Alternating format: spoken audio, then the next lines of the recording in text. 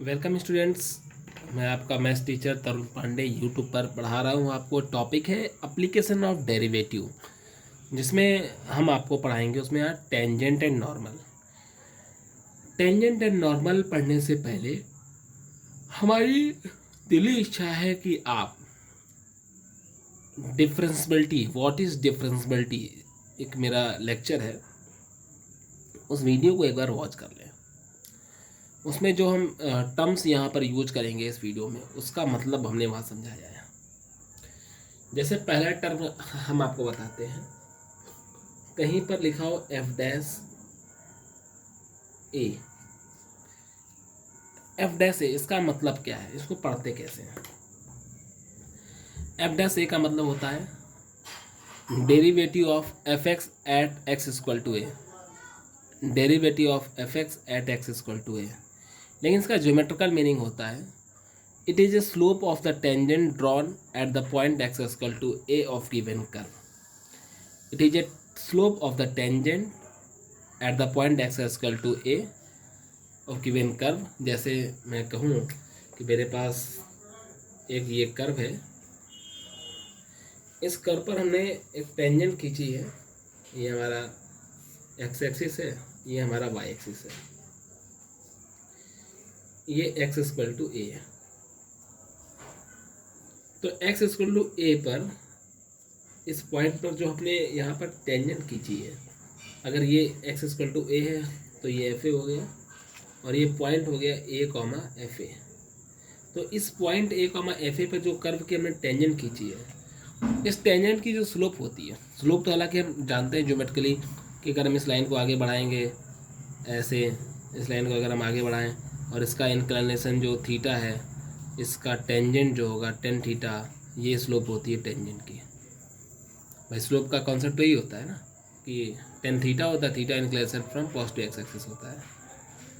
तो हम यहाँ पर ये कहेंगे कि इसकी स्लोप जो होगी वो टेन थीटा होगी, लेकिन कैलकुलस में एप्लीकेशन ऑफ डेरिवेटिव का अगर इस्तेमाल करेंगे तो इस कर्व का जो टेंजेंट है इस पॉइंट पर, इसका जो स्लोप होगा वो होगा एफ डैश ए।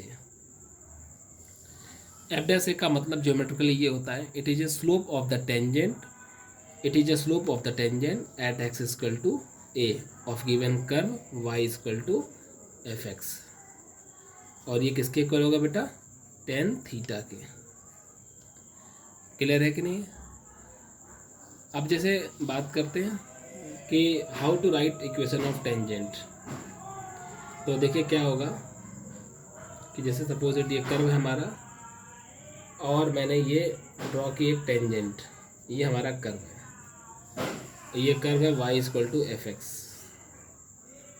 और ये पॉइंट है h कॉमा के, और हमें टेंजेंट की इक्वेशन लिखनी है। अब ये तो मालूम है कि कोई भी टेंजेंट हो या कोई भी स्ट्रेट लाइन हो, टेंजेंट भी तो एक स्ट्रेट लाइन है, बस इसको इस स्ट्रेट लाइन को टेंजेंट इसलिए कहते हैं क्योंकि ये जो टेंजेंट है वो इस कर्व को क्या कर रहा है, टच कर रहा है इस एच कॉमा के पर। एच कॉमा के पॉइंट ऑफ कांटेक्ट है, और ये जो टेंजेंट एक प्रकार की स्ट्रेट लाइन है। और आप जानते हैं कि कोई भी स्ट्रेट लाइन किसी अगर एक पॉइंट से पास होती है तो उस स्ट्रेट लाइन की इक्वेशन होती है, याद होगा आपने 11th में पढ़ा हुआ है, equation of straight line passes through x1 comma y1। तो क्या होती थी equation of straight line? y minus y1 equal to M X minus x1, शायद याद होगा आपको। और जहाँ पर m होता था वो स्लोप होता था। तो यहाँ पर ये जो टेंजेंट है वो h कॉमा के से पास हो रही है, तो यहाँ पर जो इक्वेशन ऑफ टेंजेंट होगी वो होगी y माइनस y1, मतलब y1 का मतलब यहाँ पर k है, h का मतलब x1 y1 की जगह हमने h के ले लिए, कोई दिक्कत नहीं है। y minus y1 equal to M X minus x1, ये हमारी टेंजेंट की इक्वेशन है। और ये जो एम टी लिखा हुआ है ये स्लोप ऑफ टेंजेंट है। अब बस यहाँ पर जो स्लोप ऑफ टेंजेंट है वो कैसे निकालेंगे? ज्योमेट्रिकली तो आपको बता ही दिया, वैसे कैलकुलस का यूज़ करते हुए D Y by D X हमने क्या बताया, जो एफ डैश ए है ये क्या, it is a slope of the tangent. तो d Y by D x को ही तो एफ डैश एक्स बोलते हैं। तो ये जो D Y by D X है किस पर, एट, यहाँ पर एट एक्स इक्वल टू, यहाँ पर एट एक्स इक्वल टू ए था, यहाँ पर क्या है एट एच कॉमा के। ये हमारी क्या स्लोप ऑफ टेंजेंट है, ठीक है ना। इस टेंजेंट की स्लोप कैसे निकालेंगे, इस कर्व का डिफरेंशिएशन कर देंगे, d Y by D x, ये हो जाएगा एफ डैश एक्स, और फिर d Y by D x जो at the point h comma के, ये हो जाएगा हमारा स्लोप ऑफ टेंजेंट। तो यहाँ पर हम इक्वेशन ऑफ टेंजेंट क्या लिखेंगे, y minus Y one equal to D Y by D X at H comma K X minus H. ये हमारी टेंजेंट की इक्वेशन हो गई। बहुत आसानी से आपको समझ में आ गया होगा, कोई दिक्कत नहीं हुई होगी। आप देख सकते हैं पूरा आपके सामने नोट है। अब आगे बढ़ते हैं, बात करते हैं हम नॉर्मल की। तो नॉर्मल क्या होता है मैं बता दूं आपको कि जैसे मेरा ये कर्व है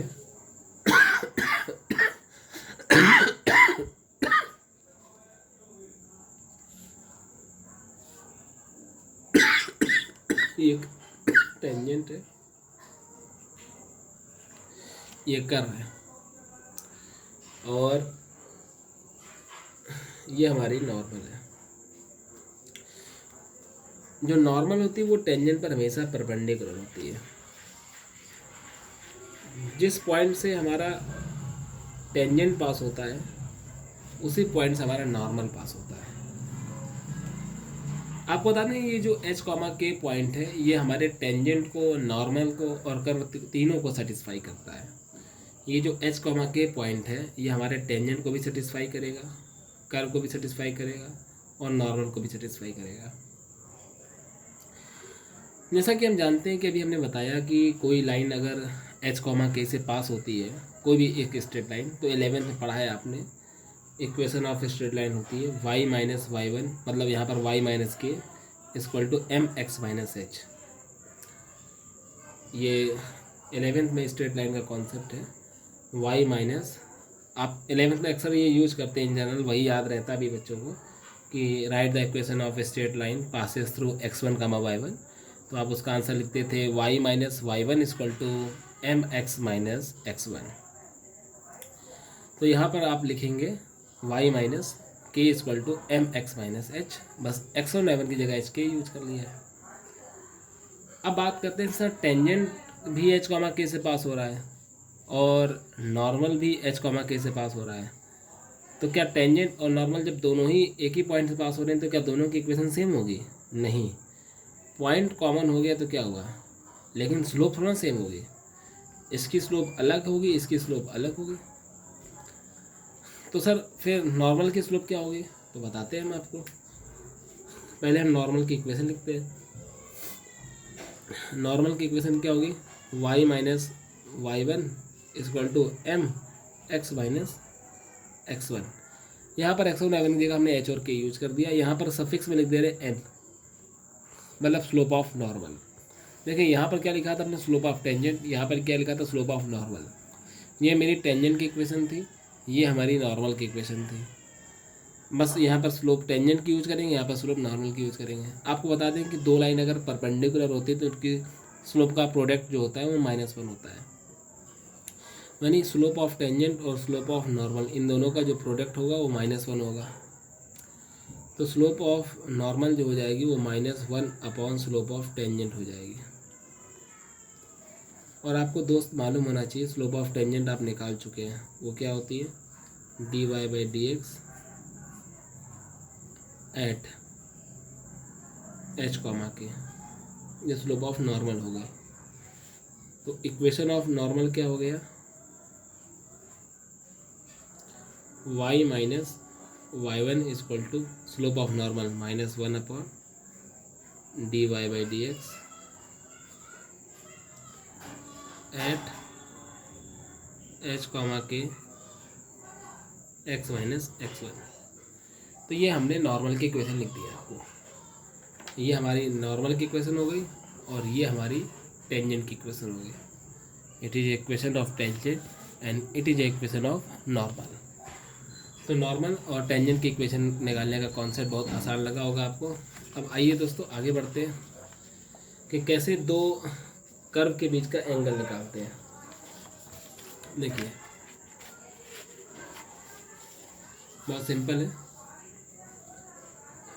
how to find angle between curves. Heading है कि कैसे दो लाइनों के बीच का, दो कर्व्स के बीच का एंगल निकालते हैं। तो हम सोच रहे हैं कि उसको एक सेपरेट वीडियो में कवर करें तो ज़्यादा सही है। पहले हम जितना मैंने पढ़ाया है उस पर बेस्ड आइए हम कुछ क्वेश्चंस लगाते हैं। हमारी एनसीईआरटी की एक्सरसाइज है 6.3। एनसीईआरटी की एक्सरसाइज है 6.3।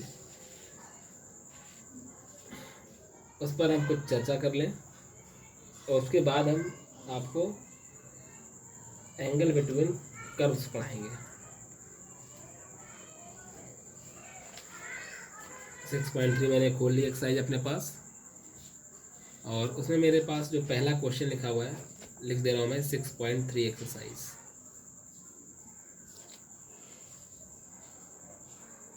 6.3 एक्सरसाइज का मेरे पास जो पहला क्वेश्चन है वो क्या है, कह रहा find the slope of the tangent to the given curve y is equal to 3x की power 4 minus 4x at x is equal to 4।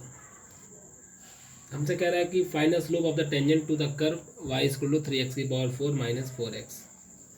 आपको इसकी स्लोप निकालनी है, इस वर्ग के टेंजेंट की स्लोप। मतलब आपको हम जनरली बता रहे हैं एक रफली फिगर, ये हमारा कर्व है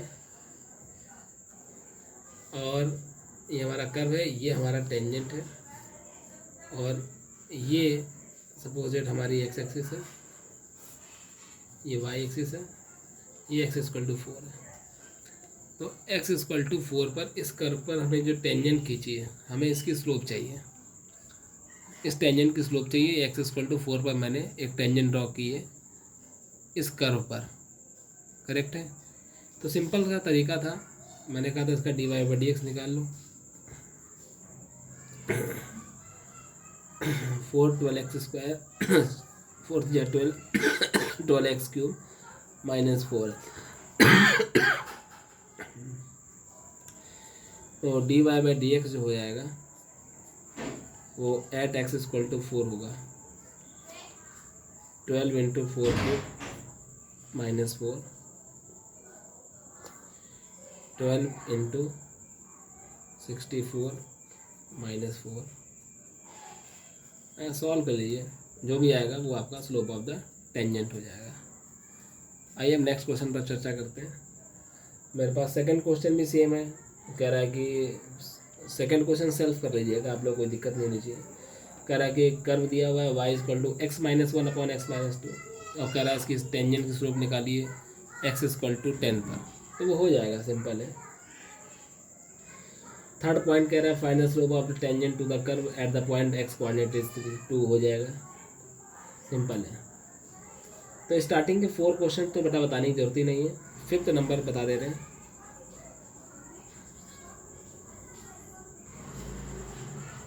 क्वेश्चन नंबर 5th है find the slope of the normal. Question number 5th है find the slope of the normal to the curve x equal to a cos cube theta y equal to a sin cube theta. एक minute students आ रहा हूँ। Yes students, ये question है मेरे पास 5 number, ये 2014 में आया भी है। कह रहा है find the slope of the normal to the curve x equal to a cos cube theta y equal to a sin cube theta और कह रहा है थीटा इक्वल टू π/4। फिर से मैं बोल रहा हूँ, कह रहा है find the slope of the normal to the curve x equal to a cos cube theta y equal to a sin cube theta और थीटा इक्वल टू π/4 पर हमें इस कर्व के नॉर्मल की स्लोप निकालनी है। तो सबसे पहले आपको बता दें, जैसे ये मेरे पास कर्व है, ये कर्व की टेंजेंट है, तो ये कर्व का नॉर्मल होगा और हमें इसकी स्लोप चाहिए नॉर्मल की। तो उसके लिए आपको ये पॉइंट पता होना चाहिए एच कॉमा के। तो इस पॉइंट को पता करने के लिए बता दें पॉइंट क्या है आपको। तो पॉइंट हमारा ये है एक्स और वाई। पॉइंट एक्स का वाई होता है तो एक्स की वैल्यू है ए कॉस क्यू थीटा, ए साइन क्यू थीटा। ये लेकिन जनरल पॉइंट है, लेकिन वो आपको पॉइंट चाहिए थीटा इक्वल टू 45 पर। तो point at theta equal to 45, तो क्या हो जाएगा, जहाँ पर थीटा है वहाँ 45 रख दीजिए।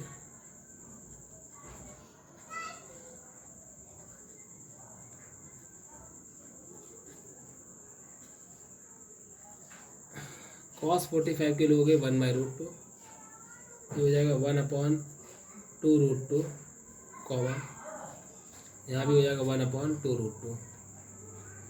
यार it is a part of calculation. Sine 45 की वैल्यू 1/√2 होती है, तो 1/√2 का क्यूब करेंगे तो क्या होगा 1/√2 इंटू 1/√2 इंटू 1/√2 यानी 1/2√2। तो कुल मिला के ये जो पॉइंट आया वो आया a/2√2, कॉमा a/2√2। पॉइंट तो आ गया मेरे पास। अब क्या करेंगे, अब हमें स्लोप निकालनी है नॉर्मल की। तो सबसे पहले dy/dx तो निकाले। तो x equal to A cos cube theta दिया हुआ है, तो और y इक्वल टू दिया हुआ है ए साइन क्यू थीटा। तो यहाँ पर डिफ्रेंशिएट कर देंगे d theta of x. A cos cube का हो जाएगा 3 कॉस स्क्वायर थीटा, और कॉस थीटा का होगा माइनस साइन थीटा। dy/डी थीटा ए, ये हो जाएगा 3 sine square theta, sine theta का हो जाएगा कॉस थीटा।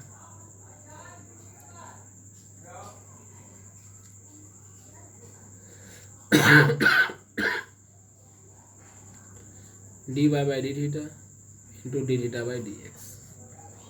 ये क्या है आपने पैरामेट्रिक फॉर्म। तो dy/डी थीटा की वैल्यू हो जाएगी यहाँ पर 3a साइन स्क्वायर थीटा